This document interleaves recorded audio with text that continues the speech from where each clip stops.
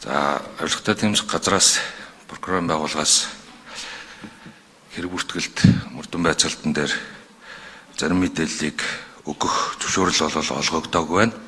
29/3-5-аар.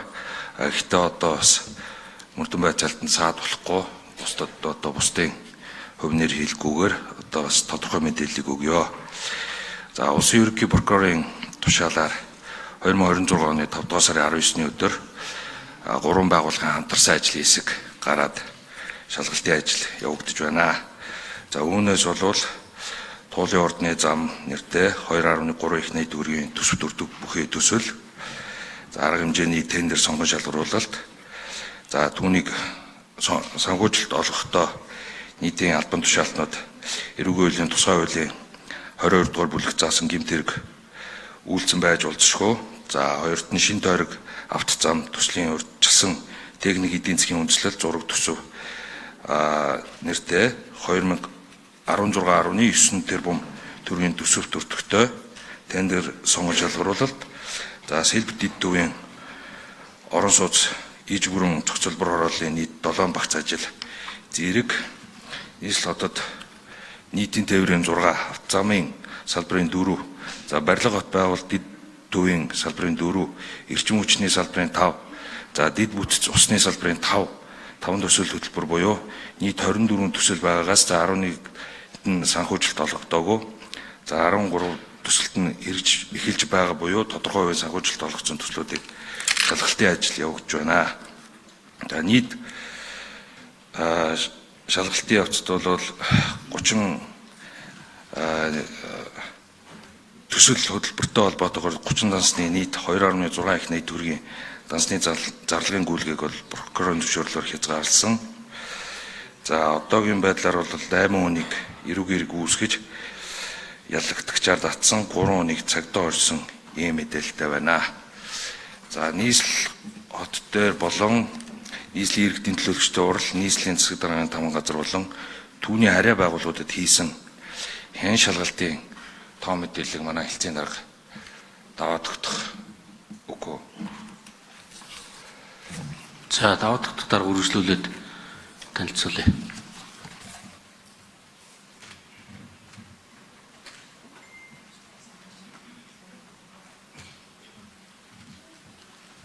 За, 5 хүнд энэ өдрийн мэндийг хүргье. Авилгатай тэмцэх газраас нийтийн албан тушаалтны хөрөнгө орлогын мэдүүлгийг хянан шалгах чиглэлийг хэрэгжүүлдэг. Мөн түүнчлэн нийтийн албанд томилогдохын өмнө хувийн ашиг сонирхлын урьдчилсан мэдүүлгийг хяндаг. За, энэ тоо мэдээг 5 хүнд танилцуулъя. Авилгатай тэмцэх газраас 2024 онд нийслэлийн хэмжээнд томилогдохоор нэр дэвшсэн 1725 мэдүүлэг гаргагчийг урьдчилсан мэдүүлгийг хянсан байна. За, үүнээс 80 мэдүүлэг гаргагч нь их хэмжээний өөрчлөлтийг хуулийн хугацаанд мэдүүлсэн. Их хэмжээний өөрчлөлт гэдэг нь хөдөлмөрийн өсний доод хэмжээг 250 дахин нэмэгдүүлсэнтэй тэнцэх буюу 198 сая төгрөгөөс дээш хэмжээний өөрчлөлтийг мэдүүлсэн байна. За, 25 онд нийт 821 нийтийн албан тушаалтныг хянсан. Үүнээс 693 албан тушаалтныг зөрчилгүй гэж утсан. 98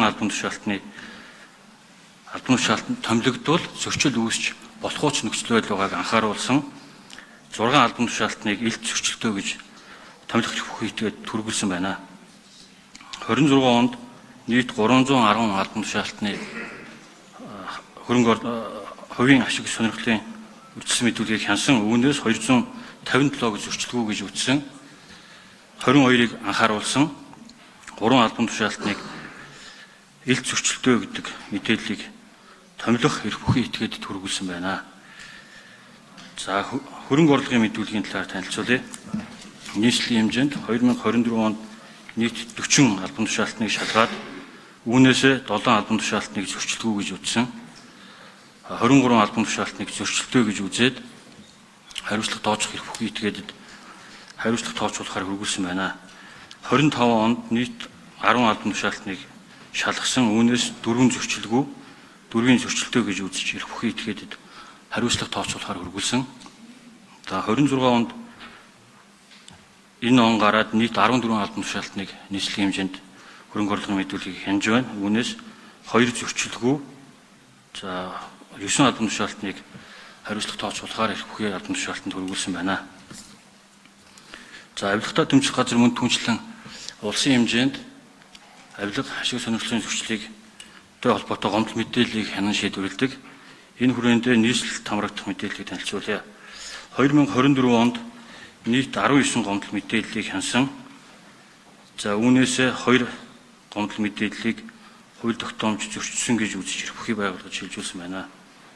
За 25 онд нийт 36 гомдол мэдээллийг нийслэлийн албан тушаалтнуудад холбогдох гомдол мэдээллийг хүлээн авч шалгаад 19-ийг зөрчилгүй гэж үзсэн 9 гомдол мэдээлэлд хууль зөрчигдсөн байна гэж үзэж эрх бүхий албан тушаалтанд хөрвүүлсэн байна. 26 онд нийт 16 гомдол мэдээллийг хүлээж авч хяналт шалгалтын ажиллагаа явуулж байна. Үүнээсээ 5-ын зөрчилгүй гэж үзсэн 1 гомдол мэдээлэлээр албан тушаалтан хууль тогтоомж зөрчсөн гэж үзэж эрх бүхий албан тушаалтанд хөрвүүлсэн ийм тоо мэдээтэй байна. За танилцуулж туслаа.